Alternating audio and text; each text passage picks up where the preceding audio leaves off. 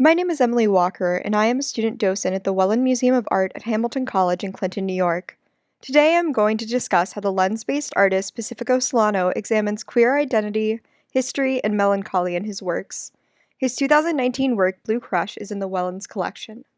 Brooklyn-born artist Pacifico Silano utilizes imagery from gay erotic magazines prior to and during the AIDS epidemic, which he fragments and reframes often in conjunction with other images.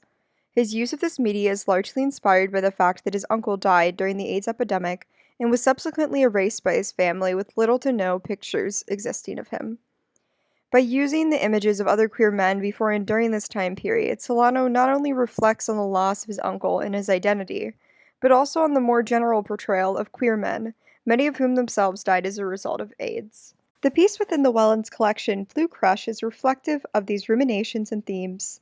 On the left side, we see part of a nude man standing with his hand on his hip next to a potted plant. Notably, we see neither his genital region nor his face. On the right, we see a blue expanse of ocean. In many ways, it is where this picture is shot, and therefore what it represents, that causes this work to take on not only a personal, but also historical meaning. The image of the ocean is from Fire Island, an island 60 miles off the coast of New York City. From the 1940s onwards, the island has largely been viewed as a queer safe haven, primarily due to its isolation. Today, the island flies both an American flag and a pride flag. However, while Solano's use of Fire Island certainly comments on queer identity and community, it also alludes to a darker history as well. Despite the general view of the island as a safe space for members of the LGBTQ community, police raids were common. Most significantly, 27 men were arrested at a hookup spot in the woods named the Meat Rack in 1968. This location shares its name with another work by Silano, which, as shown here, contains an image of what appears to be the ocean as well as a pile of branches with a cowboy hat on top of them, which likely depicts the site of the meat rack itself. All of the men arrested during the raid were acquitted, marking a landmark gay rights case.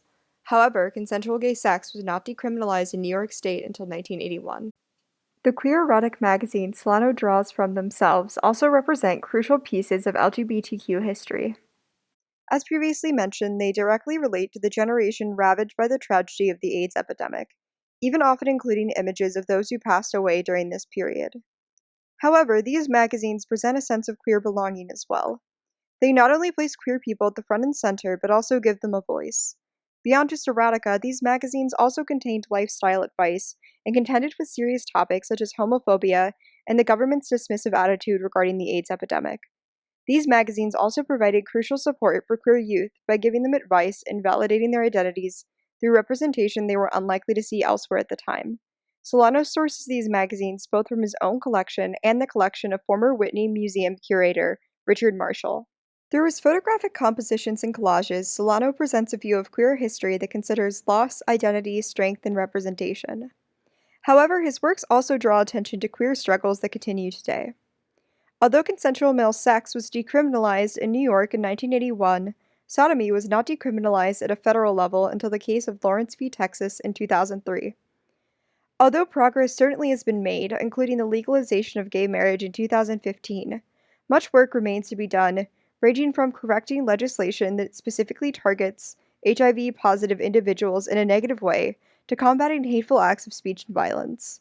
Solano himself has also faced issues of censorship, including in regards to a project meant to represent queer individuals along the seafront of Bal Harbour Village in Miami Beach.